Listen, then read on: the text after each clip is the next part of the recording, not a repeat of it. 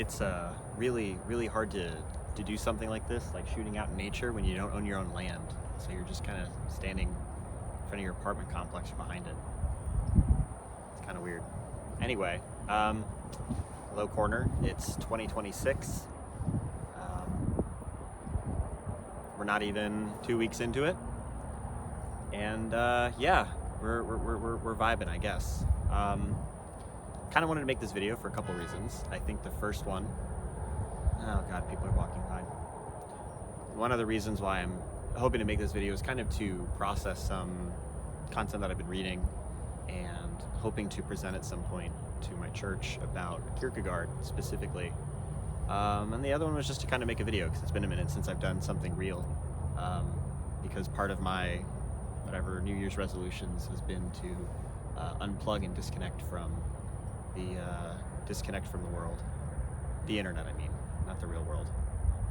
So one of the New Year's resolutions, or traditions, I should say, that my spiritual mother does with us is we have to come up with a word of the day or the year. And last year I scoffed at it. I thought it was kind of stupid, and it's just this kind of fun thing to do, New Year's Eve. But as New Year's Eve hit again this year, I really had to stop, and I was thinking about it again, and not in like kind of the mocking way of that I would have done last year, in which I was very quick to make fun of it. This was a real, actual consideration of the word of the year. I mistook my previous word last year, which was actually enchant, or woo, for adventure, because I found that last year was actually defined by a lot of really cool trips. I went to several concerts, and I drove and did a lot more traveling than I thought I would, which is a big step for me.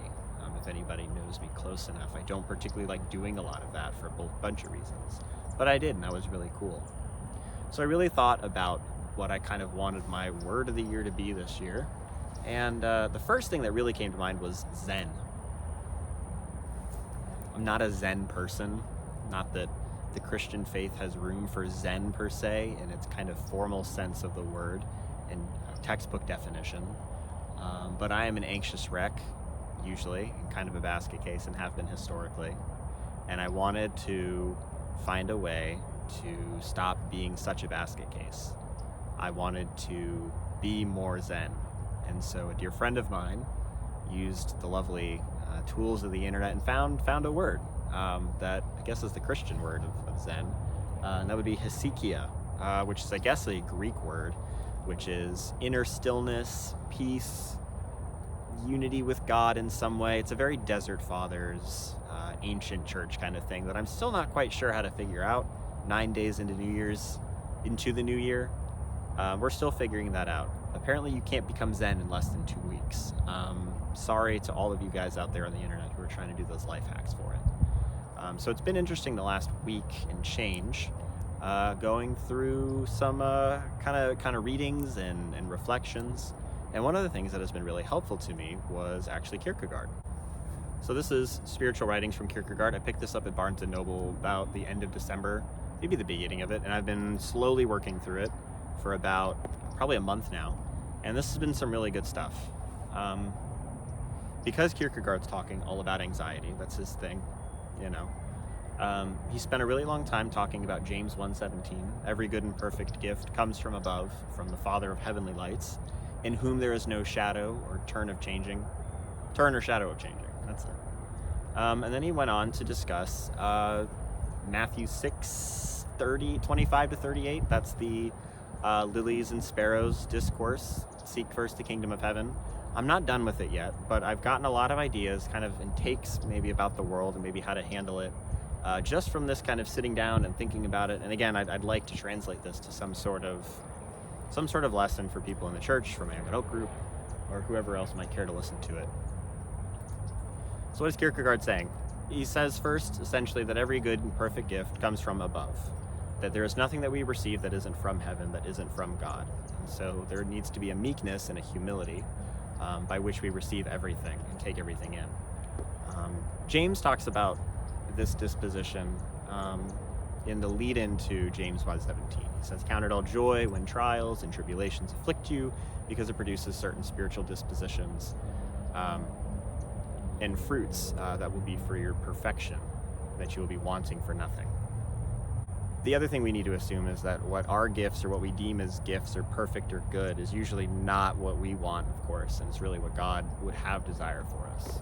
Kierkegaard spends an extended amount of time early on discussing the plight of an individual who might be reading his sermon, and talks about potentially that this one wish that they wanted to see fulfilled would be the one thing that confirmed to them the goodness or the existence of God, and it was never given to them. And finally, after desperate pleas, without any kind of calling to it, in a kind of quiet, not quite resignation, but peace, they finally understand that apart from even the gift, that God was still good, and that he gives good and perfect gifts. And that perhaps the wish that they had for themselves, that they wished to see fulfilled, was perhaps far greater than anything any man could endure or handle. And I think it's really interesting. That's really cool. Hopefully I can figure out how to tie this all up. This is where the cooking stuff and coming up with kind of a lesson is getting a little bit difficult, even writing it out. So Kierkegaard discusses that. And then, as already discussed, he says that acknowledging and understanding where the gift comes from comes with humility, it comes with repentance, and it comes with thanksgiving. He talks about meekness, and he says that the one who is meek has the clear understanding that they cannot take anything by force. The kingdom of heaven cannot be taken by force, because God willfully or willingly gives that which is from above down to man. Jesus is the ultimate gift example. In John, right, he discusses that. He himself, I don't have the scripture reference memorized or offhand per se. Maybe I can put that in the little thing down there. And so we're to receive the good and perfect gift, whatever that might be, with meekness and thanksgiving. And through that meekness and thanksgiving, I think that's where that understanding that everything that we receive is good and perfect. This is where that James, "Count it all joy, my brethren, when you face trials." So when your boy Paul talks about that and says, right, that trials produce patience, patience produces long suffering. I don't have the quote memorized either. I'm a horrible Christian with this kind of stuff. Anyway, that's all to say that thanksgiving, proper thanksgiving, and meekness, a humility, knowing that there's nothing by which you can take from God by force, and that you cannot receive anything from God without meekness. And that thanksgiving, these are the things by which you kind of come to mind that yes, every good and perfect gift is from above, and that everything, technically, that you might receive is in some way a good and perfect gift. So then Kierkegaard moves on to discussing anxiety properly. And I think this is my favorite section. Leave it to Kierkegaard, of course, to be probably the only person who understands the plight of the anxious. And he starts by looking at the birds and the lilies of the field. And he says that the anxious person, in a time of great distress, is seeking sympathy. And they're seeking sympathy not from a man or from another person by whom is attempting to give comfort, as genuine as it might be, because the sympathy from them will come off as something that is misunderstood. They want to be understood, they want to be heard, but they don't want to receive words of comfort, because that's not actually what they're looking for. They're looking for a silent sympathy. They're looking for a silent response to their plight that will give them ease. And that's where the lilies and sparrows comes in. And Kierkegaard says that they are our spiritual teachers in this instance, that God has given them to us in this respect to think about the day-to-day. He says that the lilies of the field are clothed, right, in a glory and a splendor unlike the which Solomon had ever had in his wardrobe. And that's not to say this is about them being clothed by adorning by robes or garments, but that they are clothed in themselves, that they are clothed as lilies, and that in of itself is a beauty. We have modern science, and we can look at, under a microscope, a lily. We can look at, a plant over there, right, and see how complex and beautiful and intricate the structures by which these are built upon. The cells, all the biology terms are slipping my mind. I remember having to draw those in college. You got to do the microscope and my colored pencils for my environmental science class. We looked at a couple different plants. We had to draw their stems, and it's really pretty stuff. The amount of color, the intricacy, right? It's all divine, right? You look at nature and it should ultimately point you back to the Creator. And so the lily is clothed in its own splendor. And Kierkegaard says that we too are clothed in a splendor that is humanity. Not that we are clothed in like this cool polo or these cool shades or whatever, right? But that we are clothed in being human. And he does expand upon that later. He says that the lesson that we regain from the lilies, one is about the glory and the blessing that is to be clothed in humanity, but it's also a lesson of comparison. The lily does not compare itself to another lily. When we compare ourselves, or anxiety oftentimes is a game of comparison. It's a comparison of status, of that which we have on our backs, of that which we have or do not have, and that is where the worry comes from. The lily does not do that. The lily does not compare itself to another of the field. And he has this kind of silly illustration in which he has a story in which a lily of the field does wish to compare itself to another of another plane because of this bird that tells it that it's not as pretty as the ones of another field. And the bird strikes a deal with the lily and says, I'll take you to this other plot of land where I'll scoop you up and you can dwell with the more beautiful lilies. And so this worrywart lily is taken up by this bird and dies. Kierkegaard says that is us too. That if we continue to dwell on that which we do not have, right, that which we long for in a game of comparison, we too will die. And so we aren't to compare ourselves to others. I think of James again, right? You ask because you do not have, and therefore you covet because you do not have, and because you covet, right, you murder and you steal from one another.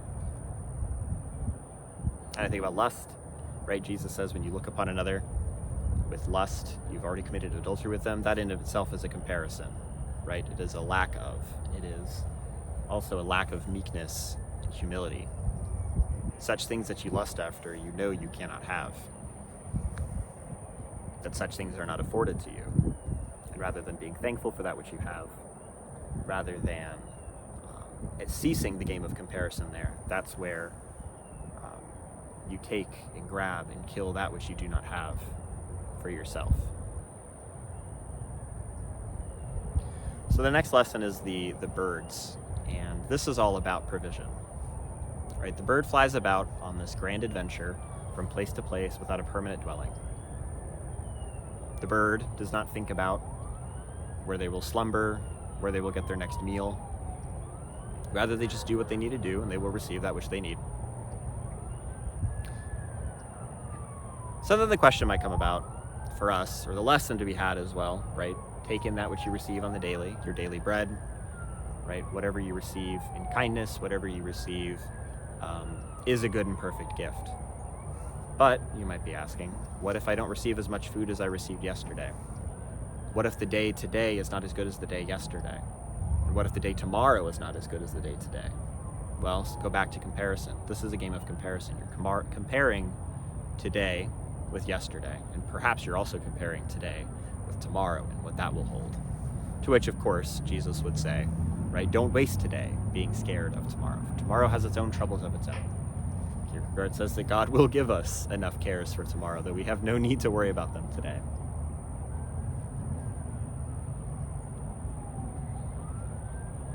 And so I've been trying really hard to stay in the present. That's a very difficult thing for me. There's a lot that I often find myself daydreaming about.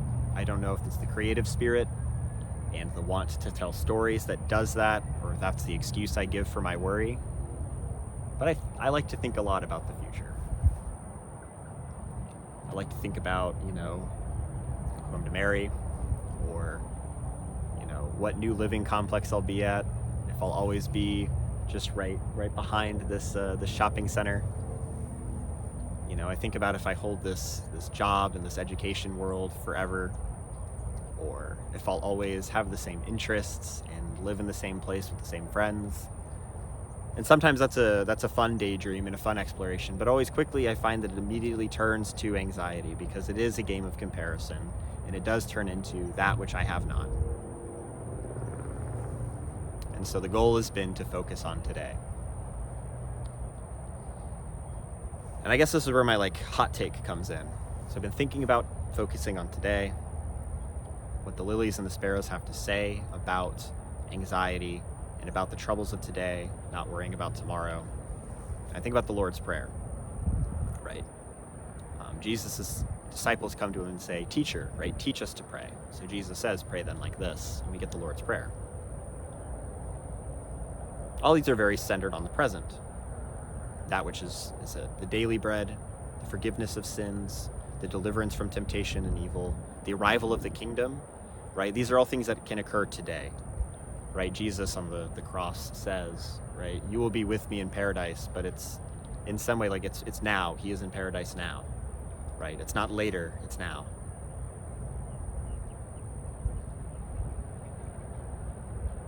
Certain Reformed, Baptist scholars, pastors with commentaries, because that's the world I'm familiar with, would say that the Lord's Prayer is a framework and a structure by which to build your prayers off of for certain concerns and needs, etc. The more I think about anxiety and the more I think about comparison, the more I think maybe the Lord's Prayer is all we need. Maybe the Lord's Prayer is all we get, insofar as like, this is sufficient. There's been a lot of times in which I've been told, or even I've communicated it before, right? Well, gosh, pray about your desires, what you want, right? So then the prayers kind of turn into, Lord, prepare me for this thing to come in the future. Lord, like, prepare this person for me in the future that they might be my bride.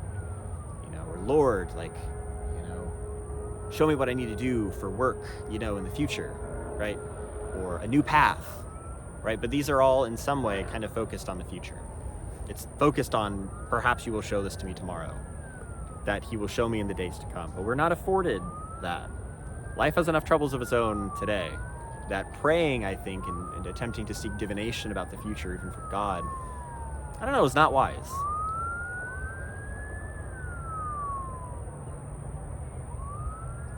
And so even if there's a great wish or a great desire upon my heart or somebody else's heart, I think that perhaps all that can be done for that is sacrificed and surrendered in the moment in prayer. And instead seek the daily fruit of patience and peace and contentment in the moment, or at least endurance in this kind of pain of the lacking without, and then thanksgiving, rather than seeking divination or answers for something that perhaps may not be revealed today, or probably shouldn't be revealed today. So instead, it's the daily bread, right? It's that which is needed to accomplish the tasks of the day. I don't have a girlfriend now, and I might never, but it's not for me right now to worry about, and it's not even for me right now, I'd say, to divine and pray about. I got enough troubles as its own. I'm standing out here, right by the parking lot, behind the shopping center, talking into a camera. That's enough trouble of its own today. If you're interested, contact me on my email or the comment section. So this present-minded nature, living in the Lord's Prayer, these are all things I'm trying to work on. I guess the last step, it's like, well, gosh, what do you do in prayer if all you have is the Lord's Prayer? And I think that's where silence, that stillness, and of course gratitude and that thanksgiving come into place. The more I think about it, I think the more time we probably should divert our energy to thanksgiving. The time in prayer we should have is devoted to that kind of stillness. And not even necessarily in that, like, I feel God's presence, because that's not always going to happen. God knows, I know that. He's shown that to me a couple times, many a time. But more so in the idea that, I'll give you an illustration, or half an illustration. When work's really busy, or life is really busy, I think the last thing that we want, or the only thing we want in those moments, is for time to stand still. That the affairs and the concerns and the cares of the world can just cease. That life will not continue to move on, right? That's the unsympathetic comment that is given at times, right? You're suffering, you're troubled, you got these problems, well, boo-hoo, move on. Life moves on. You got to move on with it, right? It'll move on without you. But I think in the silence and the stillness of prayer, once the worries are gone, and the gratitude has been offered up, and the thanksgiving has been had, and you're able to see kind of what's around you, I think that's when time stops. And I think that prayer is the only time in which the world will stand still and God will let that happen for you.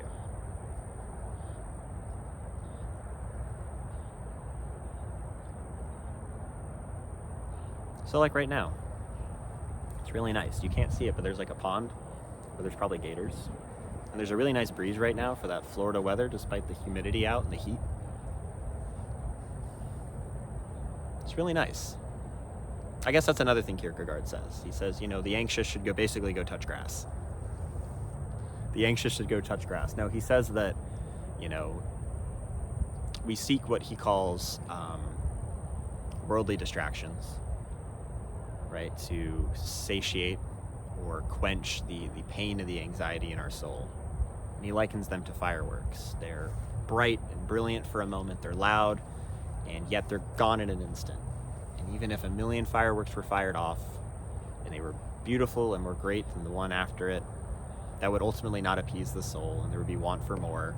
And even in the midst of the explosions and then all that stuff, that wouldn't be enough.